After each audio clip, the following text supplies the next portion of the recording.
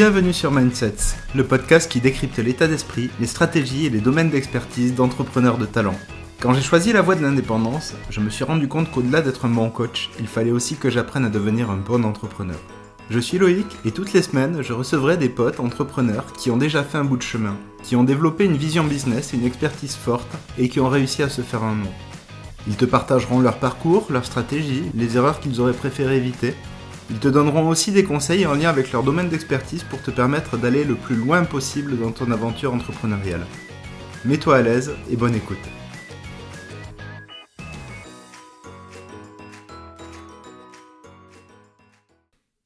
Bienvenue dans cet épisode 0 du podcast Mindset.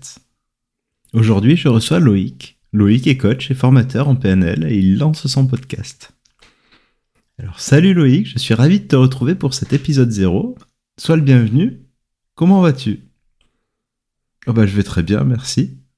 Est-ce que tu peux te présenter en quelques mots ? Ouais, bien sûr, avec plaisir. Avant tout, merci pour l'invitation, ça va me donner l'occasion de parler un petit peu de mon parcours. Alors je m'appelle Loïc, j'ai 40 ans, j'habite à Toulouse et à Narbonne. Aujourd'hui, je suis formateur en PNL auprès de 2 cibles. La première, c'est les coachs certifiés, les thérapeutes, les sophrologues, certains psys, qui viennent se former à la PNL pour gagner en efficacité dans leurs accompagnements. La deuxième, c'est les consultants en stratégie et les business de service. Je leur enseigne la posture et les outils du coaching et je complète tout ça avec de la PNL pour leur faire gagner en efficacité. Après, au-delà de la formation, je continue à pratiquer le coaching et la PNL, qui est plutôt orienté thérapie brève de mon côté, pour continuer à affûter mes outils, ma pratique, et garder un pied dans le terrain, parce que c'est aussi, et avant tout, un métier passion. Alors ça fait plein de fois que tu nous parles de la PNL, tu peux nous en dire plus ? Yes. La PNL, c'est une discipline qui est née de la rencontre entre plusieurs courants et plusieurs disciplines.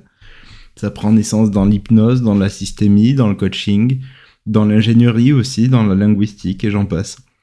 Si je devais la définir simplement, je dirais que c'est l'étude de l'expérience subjective par les personnes de leur réalité. On s'intéresse avec la PNL à ce que la personne perçoit, aux mécanismes qu'elle sollicite pour produire telle ou telle émotion ou sensation et avoir le comportement qu'elle a ou qu'elle n'a pas. La PNL permet de modifier nos programmes inconscients, de transformer nos peurs, de modifier la charge émotionnelle de certains souvenirs. On peut l'utiliser aussi bien pour modifier des croyances limitantes en coaching, pour créer de la motivation, pour favoriser le passage à l'action, que pour supprimer des peurs ou des phobies. Voire même pour pacifier un stress post-traumatique suite à un accident ou à une agression. On peut l'utiliser pour mieux communiquer, pour mieux apprendre. En gros, la PNL, c'est une métadiscipline qui s'intéresse à ce qui fonctionne. Elle part du principe en fait qu'on peut modéliser les comportements, les stratégies du succès et ensuite se les approprier ou pouvoir les enseigner à d'autres. Elle nous permet surtout de mieux comprendre comment on fonctionne et de développer de nouveaux modes de fonctionnement, voire d'en enlever des anciens. Un petit peu comme quand on désinstalle un vieux programme informatique sur l'ordinateur et qu'on en installe un plus récent qui fonctionne mieux. Alors vas-y, raconte, comment t'es arrivé à la PNL ? Alors c'est marrant parce que je me souviens que mon premier livre de coaching en 2008, c'était le coaching avec la PNL pour les nuls. Quand j'étais manager dans l'informatique, j'ai eu des formations en management, en leadership, qui s'appuyaient d'ailleurs aussi sur les éléments de la PNL. Mais en fait, je crois que j'ai pas compris la PNL jusqu'au moment où j'ai commencé à la pratiquer en 2020. Ce qui m'y a amené en premier lieu, c'est les premières expériences de coaching pendant ma formation de coach. Alors, ce qu'il faut savoir, c'est qu'en école de coaching, on nous demande de prendre 4 ou 5 coachings pour commencer à s'entraîner de manière supervisée. À l'époque, j'en avais pris 15 pour commencer à me faire les dents, justement, à commencer à affûter mes outils. Et sur ces 15 clients, ce qui m'a étonné, c'est de voir que certains arrivaient à passer à l'action, ils arrivaient à définir leurs objectifs, à définir le plan d'action, à se mettre en mouvement, et d'autres bloquaient très rapidement dès qu'il s'agissait de commencer à sortir de l'introspection et à commencer à passer à l'action. La mise en mouvement était trop complexe, trop compliquée, trop risquée pour certains, et les blocages n'avaient rien de rationnel. Les personnes, elles se disaient même en fait c'est débile, en fait je vois bien que je bloque, que je me noie dans un verre d'eau, mais pour l'instant je peux pas faire autrement. Et donc on tourne en boucle, au bout d'un moment le client se démotive, on perd l'engagement, on perd la confiance, et puis nous, même en tant que coach, on se pose la question de la valeur de notre accompagnement. Ça a généré un max de frustration, et moi je me suis dit, en fait, on a beau avoir un engagement de moyens, si les moyens ils sont pas fous, c'est quand même cher payé pour un résultat en demi-teinte. En gros, à m'engager sur les moyens, je préférais avoir de meilleurs moyens. Et des outils pour être plus efficaces, notamment pour travailler sur les peurs, sur les croyances limitantes, sur le poids des expériences passées, et pas juste pouvoir questionner et se dire tiens on va laisser le temps faire, ou au pire on dira que le client était pas assez motivé, qu'il s'est pas assez engagé, du coup qu'il a pas eu de résultat. J'ai jamais trouvé ça satisfaisant et j'ai toujours refusé l'engagement de moyens. Et donc la PNL en fait ça m'a apporté tout ça. Au final, ce que je me suis aperçu, c'est que quand on mettait en place les outils de la PNL, la personne, en fait, on changeait pas le plan d'action, mais le plan d'action lui paraissait beaucoup plus atteignable. L'objectif devenait plus facile à atteindre. Et c'est souvent juste une histoire de ressenti, ce moment où le client nous dit « ouais, je le sens » ou « je le sens pas ». Alors, trop bien pour la PNL, mais du coup, Loïc, pourquoi ce podcast en lien avec l'entrepreneuriat ? Alors, quand je me suis lancé en tant que coach, en fait, j'ai été surpris de voir la part de temps nécessaire pour le métier d'entrepreneur. Au départ, moi, je voulais être coach. J'avais pas pensé au fait que le coaching et la PNL prendraient un quart, un tiers de mon temps, et que le reste du temps, ça allait être définir des offres, construire une stratégie d'entrepreneur, développer des compétences en marketing et en sales. Parce qu'au départ, moi, je viens de l'informatique, en fait, c'est bien, mais en général, quand t'es dans l'informatique, le travail, il arrive, t'apprends pas à aller le chercher. À part que quand t'es coach indep, tu dois développer des compétences, des aptitudes, une forme de rigueur et de discipline aussi, qui sont très propres à l'entrepreneur et qui font que on s'aperçoit que 90% des coachs qui se lancent sur le marché en indépendant coulent avant les 3 ans. Et donc, en fait, ça fait du boulot.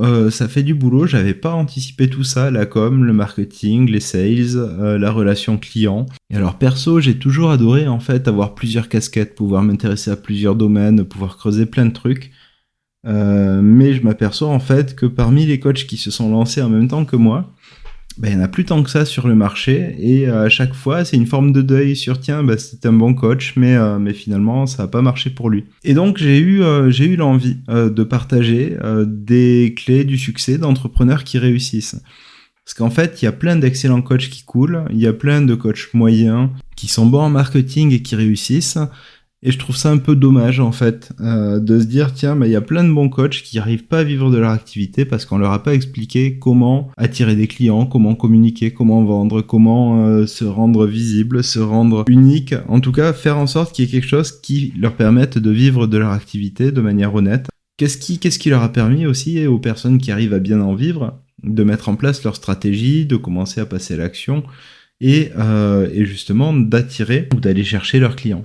Et donc c'est pour toutes ces raisons justement, parce qu'en école de coaching on apprend le coaching mais on apprend rarement l'entrepreneuriat, que je me suis dit que j'allais faire un podcast, parce que moi depuis 3 ans j'ai la chance de pouvoir participer à des bootcamps avec des entrepreneurs qui réussissent, avec des électrons libres. J'ai eu la chance de pouvoir créer des liens forts avec des personnes qui sont à la fois d'autres métiers mais qui restent quand même dans ce métier d'entrepreneur et qui ont établi des stratégies différentes les uns des autres. Et donc ce qui m'intéresse moi en tant que PNListe, c'est toute la partie modélisation, l'étude des stratégies de ces entrepreneurs, réussir à les décortiquer, vérifier ce qui a bien fonctionné pour eux potentiellement, qu'est-ce qu'ils se sont dit, sur quoi ils se sont appuyés, à quel moment, de quelle manière, quelles difficultés ils ont rencontrées, comment ils les ont surmontées, et potentiellement du coup donner des clés à toutes les personnes qui sont en cours de lancement, après une carrière de salarié ou justement suite à une reconversion, pour se lancer dans ce nouveau métier de l'entrepreneur et potentiellement y trouver des sources d'inspiration. Hyper clair. Merci en tout cas pour ce retour. Et la question que je me pose à ce stade-là, c'est qu'est-ce qui t'a amené à choisir un format avec des invités ? Alors au départ, moi, ce qui me plaît justement dans le coaching, c'est le rapport à l'humain. Ma passion, en fait, c'est les parcours de vie. Qu'est-ce qui fait qu'une personne, au bout d'un moment, après une carrière de 40 ans dans le management, va se lancer dans du wedding planning ? Qu'est-ce qui fait potentiellement qu'une personne qui après 20 ans à élever des chèvres dans le Larzac se dit tiens je vais être manager dans une grosse multinationale, ou l'inverse. Qu'est-ce qui provoque les différents choix, les différentes capacités à passer à l'action ? Qu'est-ce qui provoque aussi potentiellement après une période de somnambulisme dans une carrière justement, qu'est-ce qui provoque le réveil ? Qu'est-ce qui amène le mouvement ? Qu'est-ce qui anime la personne à l'intérieur ? Comment elle le vit, de quelle manière elle le vit, vos émotions. Et donc si j'ai choisi un format invité, c'est avant tout pour partager les parcours de vie. Parce que je trouve que les meilleurs apprentissages, en fait, ils passent jamais aussi bien que quand ils s'intègrent à une histoire. Qu'on est capable de la replacer dans le contexte, qu'on comprend qu'est-ce qui a amené à cette décision, qu'est-ce qui a amené à cette lutte interne, les doutes aussi potentiellement qu'on a tous rencontrés. et qu'on voit pas souvent sur les réseaux sociaux. Les difficultés du quotidien et s'apercevoir que même chez ceux qui réussissent, la vision de la réussite continue à évoluer, les difficultés continuent à évoluer, le niveau de maturité avance aussi au fur et à mesure que l'entrepreneur se développe. Et donc, ce que je voulais montrer à travers ce podcast, c'est que même chez les entrepreneurs qui affichent une grosse réussite, et souvent qui ont une grosse réussite, il y a quand même aussi toute une partie de montagne russe émotionnelle, une notion de rapport au temps, un travail sur la discipline ou sur le lâcher-prise, une recherche d'équilibre. Dans tous les cas, ce qu'il y a d'hyper intéressant, c'est que le chemin, il semble sans fin pour la plupart des entrepreneurs, c'est se réinventer en permanence, passer à l'action, tester, expérimenter, se planter, savoir rebondir. Et ce qui me passionne, moi, c'est de voir comment chacune, en fonction de ses bagages, de ses apprentissages, a été en mesure de rebondir de manière différente, parfois, mais rester dans cette optique d'aller droit devant, en redéfinissant peut-être parfois l'orientation, l'intention, mais en restant motivé et potentiellement animé par une intention, par une vision. Et du coup, c'est quoi l'objectif ou les objectifs de ton podcast ? Je suis content que tu demandes.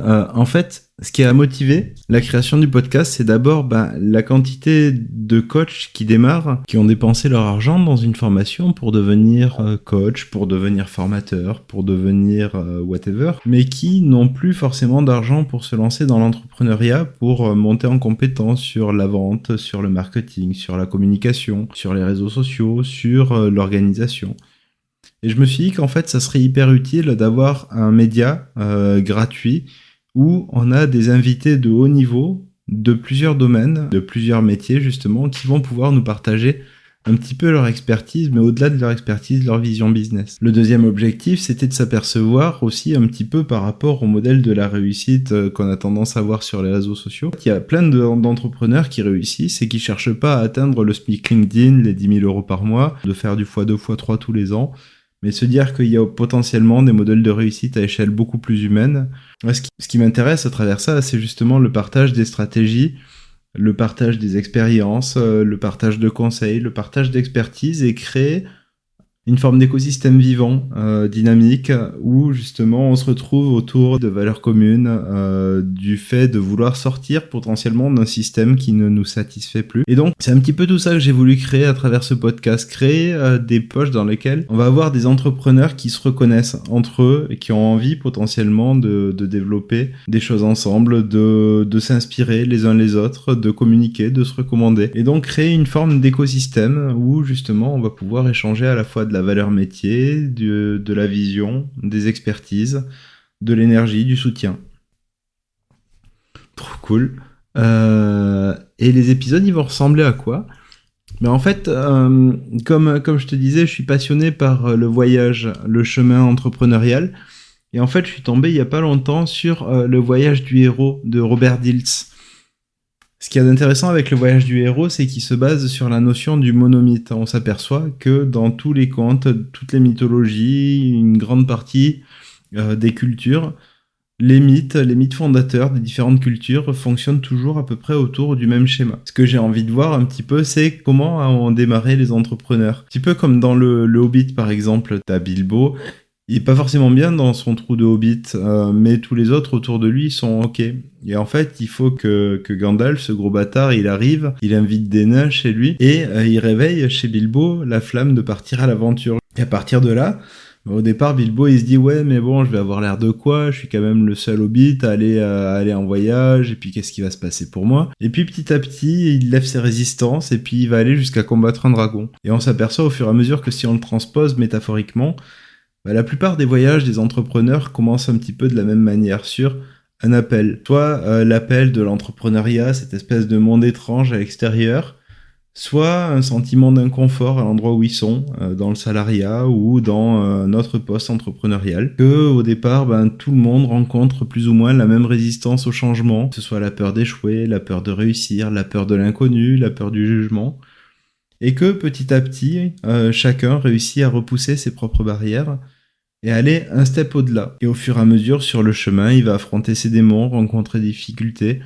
trouver des trésors, des ressources sur lesquelles il va pouvoir s'appuyer, trouver des alliés aussi, des mentors, des renforts, et regarder de quelle manière petit à petit chacun construit son propre mythe entrepreneurial. Et donc en fait moi ce qui m'a passionné dans l'idée de ce podcast, c'est vraiment d'aller le questionner sous cet angle-là, le chemin, l'aventure, l'idée de se dire tiens, je sais exactement ce que je vais faire et donc je vais me lancer. Je pense que c'est juste une légende urbaine, on n'a pas vu ça depuis je sais pas si on l'a déjà vu en fait. Et donc on va aller regarder un petit peu ce qui se passe au niveau des différents parcours, des différentes histoires et faire en sorte d'avoir un truc hyper vivant justement, très orienté à la fois storytelling mais aussi très authentique en fait. C'est se raconter sans se la raconter.